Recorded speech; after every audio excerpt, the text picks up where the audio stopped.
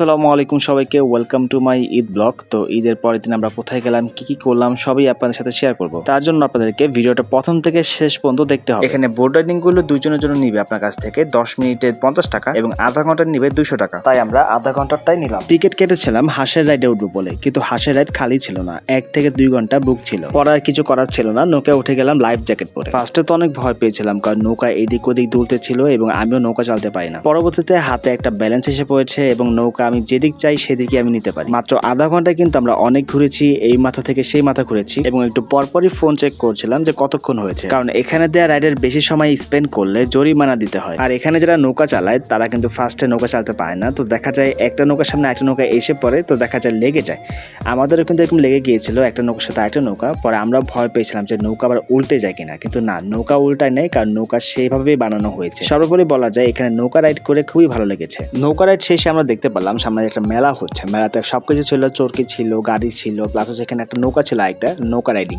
তো আমরা চলে গেলাম নৌকা রাইডিং করতে। সেখানে ভালো মতো ভিডিও করতে পারিনি, কারণ নৌকা রাইডটা অনেক ডেঞ্জারাস ছিল। ঠিক মতো ভিডিও করতে গেলে দেখা যেত যে আমার মোবাইলটা পড়ে গিয়েছে, নাহলে আমি পড়ে গিয়েছি। উত্তরা দিয়াবাড়ি লেক পার টাইম স্পেন্ড করে আমরা এখন চলে যাচ্ছি উত্তরা সেন্টার, কারণ আমরা এখন মেট্রোতে করে ঘুরবো। অ্যাজ ইউজুয়াল আমরা সবাই জানি যে মেট্রোতে প্রচুর ভিড় থাকে এবং এখন যেহেতু ঈদের সময় এখন তো আরো ভিড়, কারণ মানুষের মাথা মানুষ খাচ্ছে, সবাই ঘুরতে যাচ্ছে। এর জন্য আমার কাছে লেগেছে ভিড়টা তুলনামূলক একটু বেশি। তারপর কিছু করার নেই, যেহেতু আমাদের ঘুরতে হবে, তো সেক্ষেত্রে এই লম্বা লাইন দাঁড়িয়ে আমাদের টিকিট নিতেই হবে। তো আমি একটা জিনিস নোটিস করলাম এখানে, যে এখানে ভাড়া কিন্তু তুলনামূলক কমই হচ্ছে, কারণ গ্যাসের বার আমি যখন এখানে আসছিলাম তখন দেখেছিলাম ভাড়া একটু বেশি, কিন্তু এখন দেখছি ভাড়া একটু কম।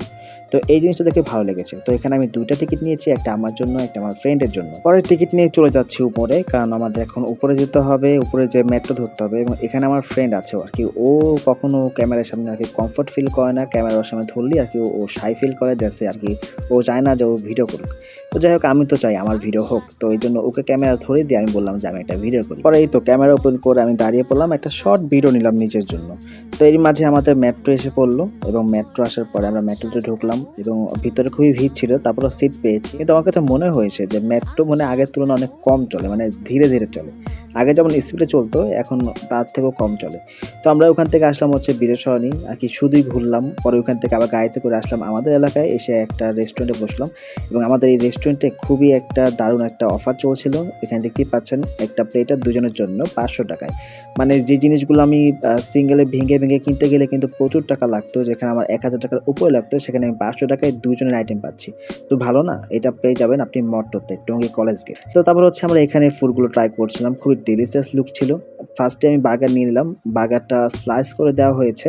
তো বার্গারটা খুবই মজা ছিল, মানে আমার কাছে ভালো লাগছে অনেক। তাছাড়া ঈদে আমি যখনই ব্লগ করি না কেন অবশ্যই ফুড ব্লগ বানতে হয় বস। তো আমাদের এই প্লেটারে কি কি ছিল, আমাদের প্লেটারে ছিল burger, meat box, chicken wings এবং ফ্রেঞ্চ ফ্রাই, সাথে এক্সট্রা করে নিয়ে নিয়েছিলাম সফট ড্রিঙ্কস। এখানে আমার বার্গারটা অনেক মজা লেগেছে, প্লাস হচ্ছে চিকেন উইংস যেটা ছিল সেটা খুবই মজা লেগেছে, খুবই সফট ছিল। তাছাড়া মিট বক্সটা আমার কাছে ভালো লাগছে। রেস্টুরেন্টে এত ভিড় ছিল যে মানুষ ঠিক মতো বসতে পায়নি, মানে একজন বসেছে আরেকজন উঠেছে এই অবস্থা। সেখানে আমরা সিট পেয়েছি এবং লাস্ট পর্যায়ে দেখা গিয়েছে যে প্লেটারটা ছিল সেই প্লেটারটা শেষ হয়ে গেছে, তারা দিতে পারবে না এটা বলে দিয়েছে। তো আমরা, আমাদের ভাগ্য ভালো ছিল যে আমরা সেখানে যে ফার্স্টেই পেয়ে গেছি। তো আজকে ভিডিওটা এতটুকুই, দেখাবে নেক্সট কোনো ভিডিওতে। সবাই ভালো থাকবেন, সুস্থ থাকবেন, আল্লাহ হাফেজ সবাইকে।